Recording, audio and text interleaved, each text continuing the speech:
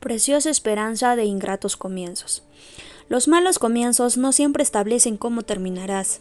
He tenido algunos comienzos escabrosos en mi vida y estoy segura de que tú también. Un ejemplo es el único maratón que corrí cuando estudiaba en la Universidad de Baylor. Para las que no son corredoras entusiastas, eso quiere decir una carrera de 42 kilómetros. Cuando me acomodé en la línea de partida de aquel importante maratón, no me di cuenta de que participaban miles de otras personas. Pensaba que muy pocos en esta tierra se decidirían a correr un maratón de 42 kilómetros. Sin embargo, déjame decirte que había tantas personas que ni siquiera podía ver los banderines que marcaban la línea de partida. Comencé la carrera muy atrás de toda esa multitud, y me llevó lo que me pareció una hora tan solo pasar esos banderines. Desde luego que ni siquiera podía pensar en detenerme para atarme los cordones de los zapatos o dar una mirada atrás, un falso movimiento que hiciera y miles de Nikes me hubieran pisoteado. Al final, la multitud comenzó a disminuir y logré avanzar bastante segura hasta que comencé a enfrentar nuevos retos, como ampollas en lugares impensados y calcetines que parecían bolsas de arena alrededor de mis pies. 4 horas y 32 minutos más tarde, crucé la línea de llegada con una sonrisa de victoria y un profundo sentido de realización y alivio. Lo logré. No puedo describir el sentimiento de entusiasmo que experimenté al saber que me había puesto una meta y la había alcanzado. La cuestión es que no comencé la carrera tan espectacularmente, pero con persistencia y perseverancia tuve un resultado magnífico y agradable. Aquella noche en la cena celebré mi triunfo con familiares y amigos, y desde luego me quedé dormida en medio de mi puré de papas. Sin duda, es fácil para cualquiera de nosotras desanimarse cuando enfrenta dificultades, especialmente si suceden al comienzo del recorrido. Tal vez tu matrimonio haya comenzado con una nota negativa, hayas equivocado el camino en tu carrera profesional o tu infancia haya sido un desastre. Puede que simplemente hayas comenzado mal el día y te sintieras derrotada incluso antes de salir de tu casa. La buena noticia es que no importa cómo comiences tu recorrido, el comienzo no necesariamente determina el resultado. Tienes inmensas posibilidades por delante. Dios es un Dios de esperanza y puede redimir incluso las peores situaciones. Piensa en los humildes comienzos de la iglesia de los Filipenses. Por ejemplo, cualquiera podría pensar que esta iglesia tuvo un comienzo estelar por el gozo intenso que irradian las páginas de la carta a los Filipenses. Extrañamente, no fue tan bueno para Pablo y Silas. De hecho, fue absolutamente horrible. Sin embargo, Dios usó las adversidades de Pablo y Silas y de los filipenses para dar origen a una iglesia fuerte y dinámica. Al ver la situación de Pablo y la historia de los primeros cristianos de la iglesia de Filipos, no solo vemos un cuadro de esperanza, sino también una manera más sabia y prudente de reaccionar cuando no nos va tan bien como habíamos planeado. Una gran confusión en medio de la voluntad de Dios. Cuando sigues el rumbo de Dios para tu vida, ¿no tiendes a pensar que todo debería ir sin problemas? Personalmente, a menudo doy por sentado que cuando estoy haciendo la voluntad de Dios, Él va a recompensarme con circunstancias agradables, no con un camino lleno de vicisitudes y contratiempos. Sin embargo, la vida no siempre es una clara ecuación matemática. Obediencia más buenas obras igual una vida fácil. Pablo y Silas estaban haciendo bien las cosas, habían buscado la dirección y la guía de Dios para iniciar su viaje misionero. Leemos en Hechos 16 que Pablo y su equipo evitaron ir a ciertos lugares porque el Espíritu de Dios les había dicho que no fueran allí. Justo cuando se estaban preguntando a dónde debían ir, Pablo tuvo un sueño sobre un hombre de Macedonia que les rogaba: «Vengan a Macedonia y ayúdennos». Pablo, Silas, Lucas y el resto del grupo empacaron inmediatamente y partieron hacia allá.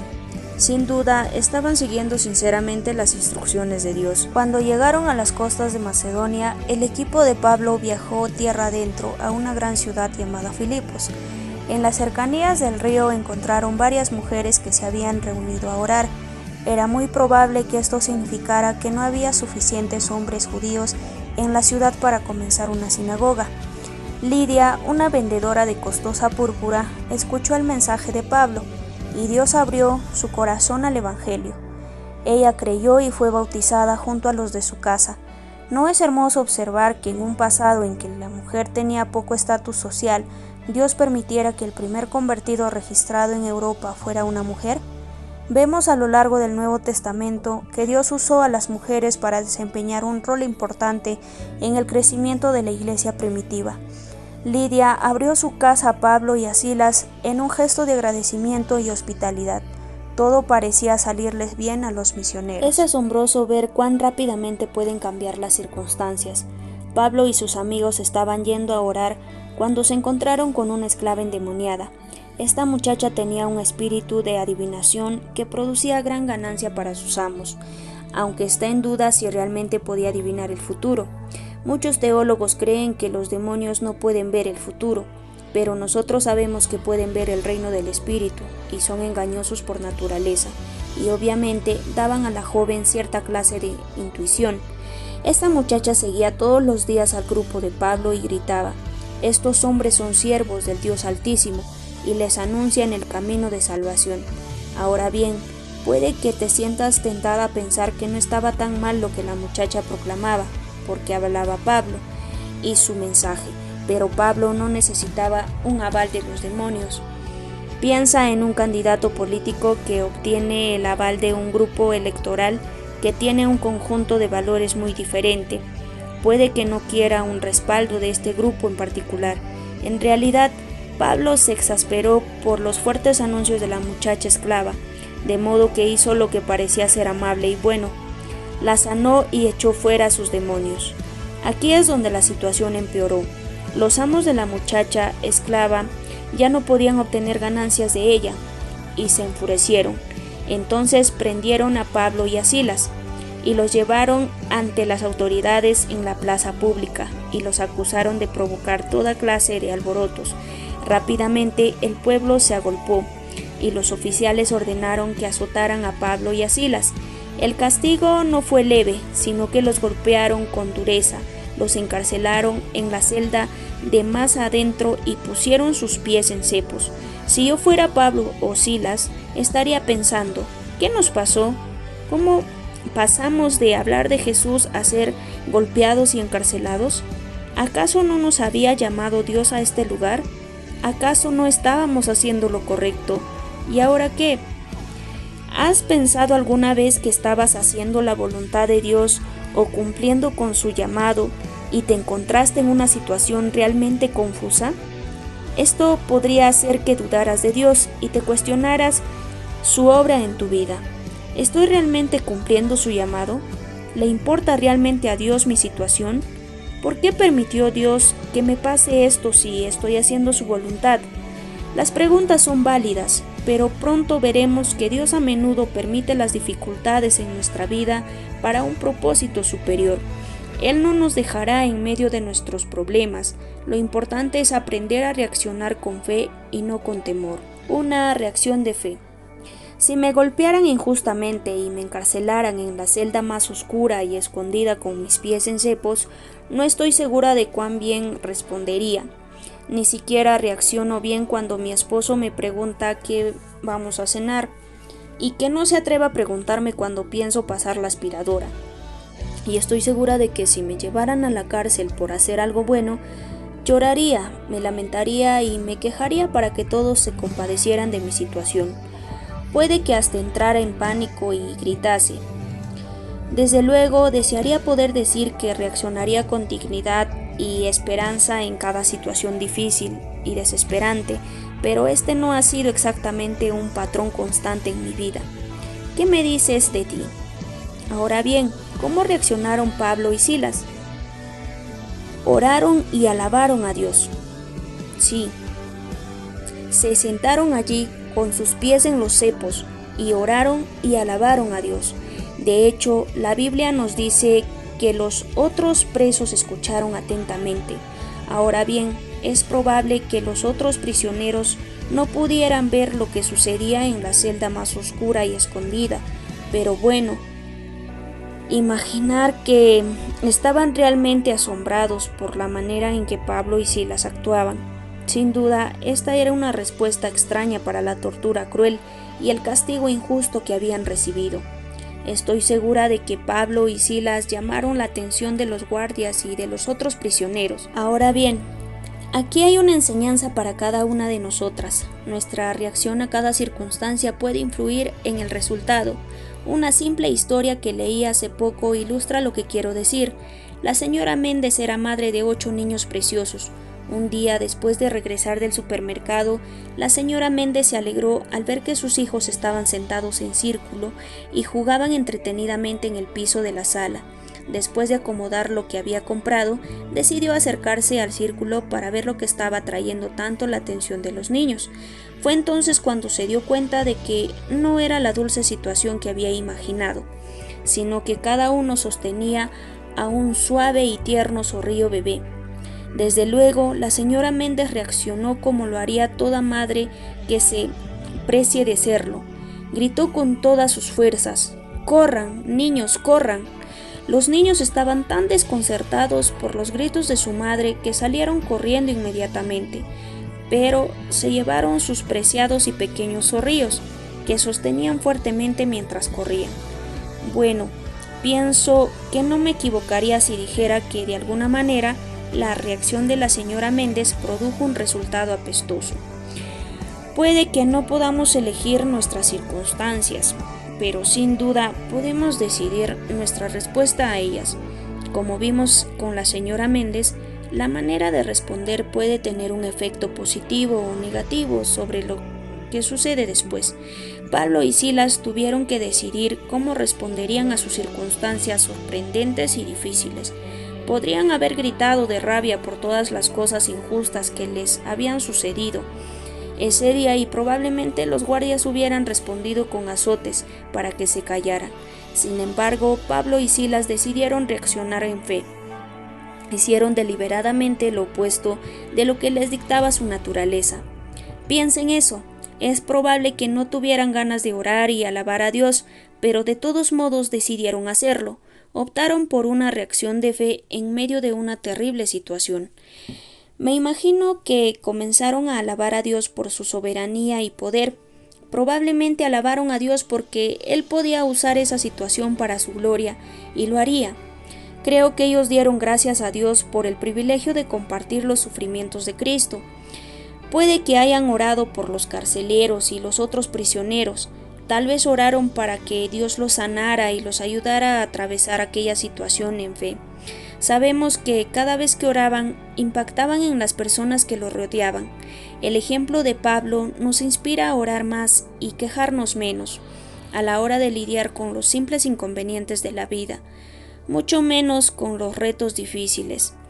Me aventuraría a decir que la mayoría de nosotras tiene dificultades para reaccionar en fe. Nuestra reacción es una decisión.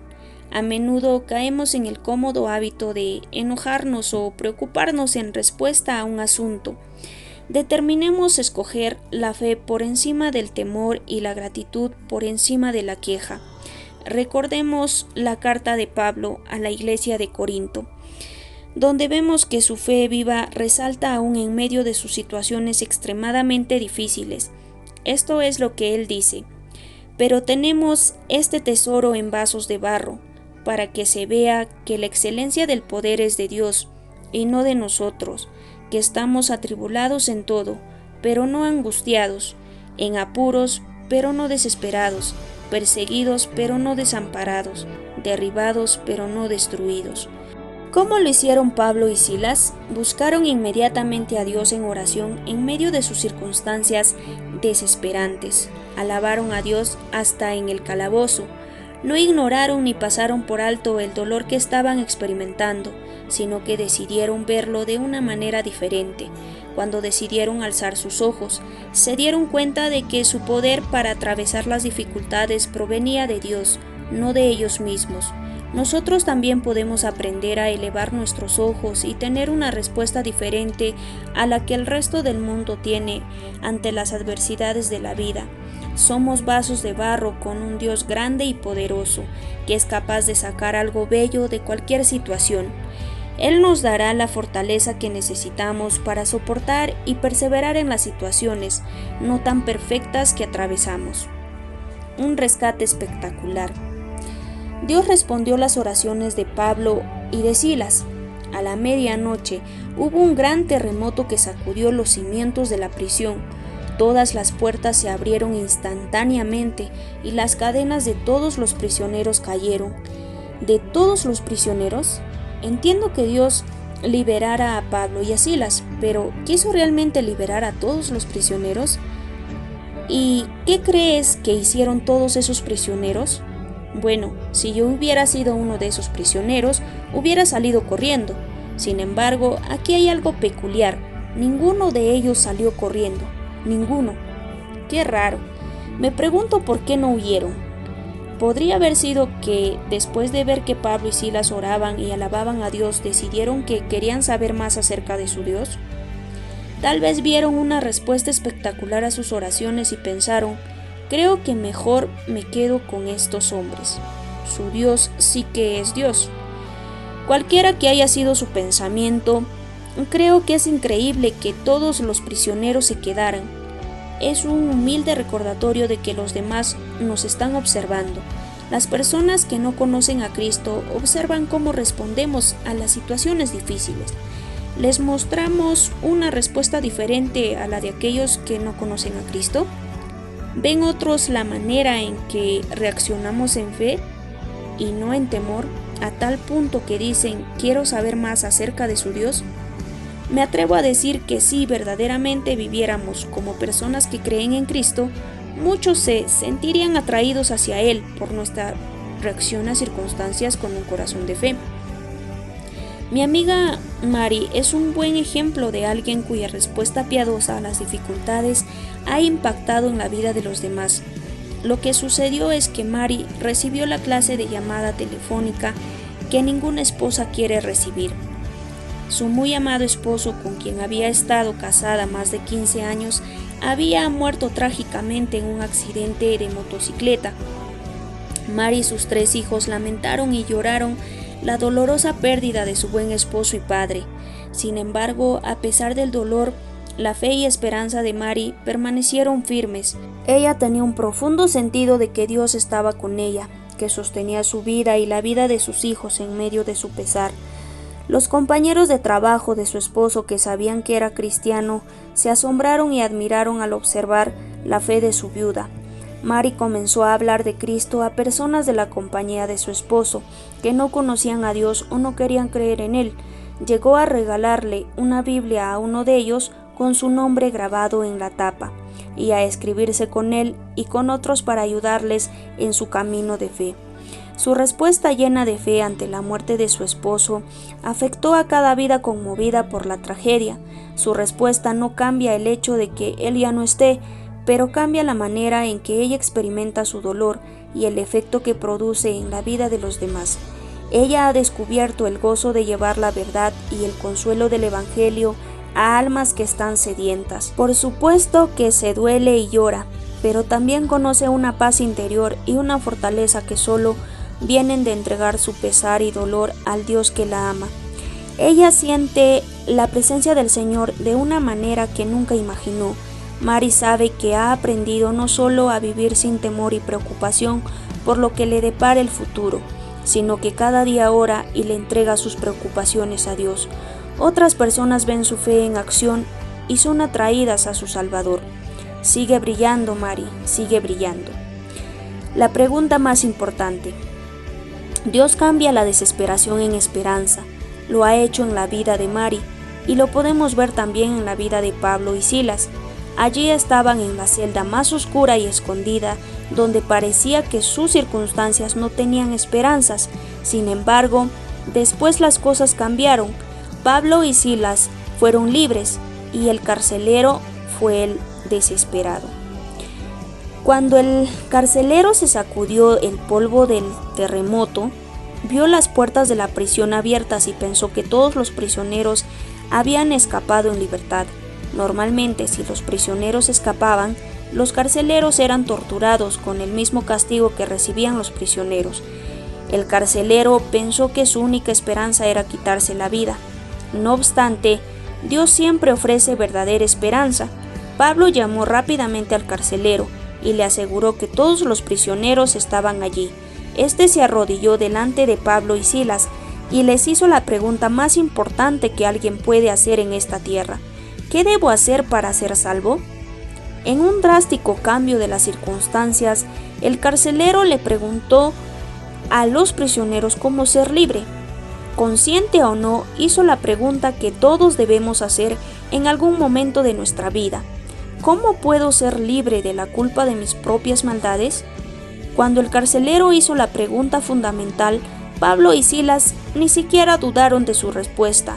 No le ofrecieron varias maneras de ser salvo y dejaron que el carcelero optara por una. No, fueron muy claros y directos. La respuesta final a la pregunta más importante del carcelero fue: cree en el Señor Jesucristo y serás salvo. La decisión era clara y el carcelero creyó en Cristo. Pero este no es el final de la historia. El carcelero creyó y su vida fue transformada. En Hechos 16 leemos que Pablo y Silas predicaron la verdad de Jesucristo al carcelero y a toda su familia. Después el carcelero lavó las heridas de Pablo y Silas. Imagina eso. El que estaba en el bando de los que golpearon a los prisioneros estaba ahora atendiendo y vendando sus heridas. La Biblia dice que el carcelero fue bautizado junto con todos los de su casa. Después la familia invitó a Pablo y a Silas a su casa. Les dieron de comer y se regocijaron porque todos creyeron en Dios. La fe en Cristo cambió totalmente su vida.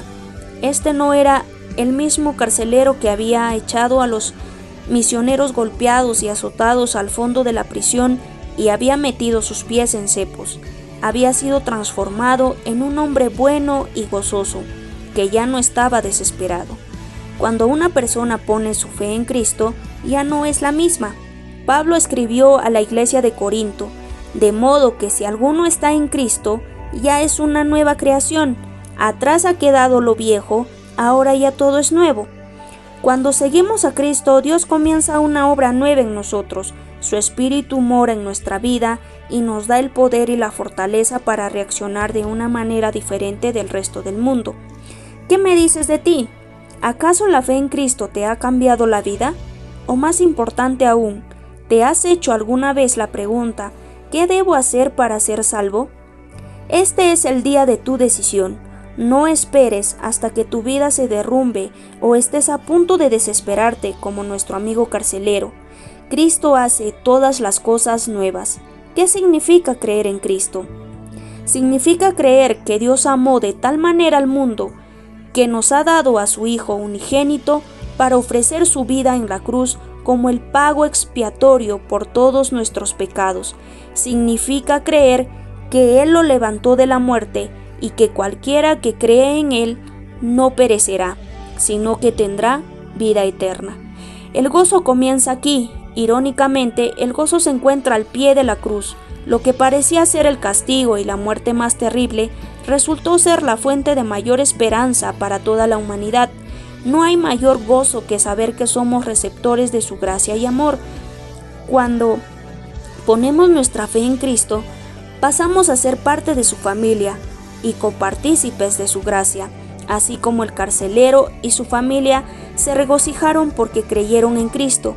Nosotros también podemos experimentar la forma más pura del gozo al saber que somos parte de la familia de Dios y que nuestros pecados son perdonados.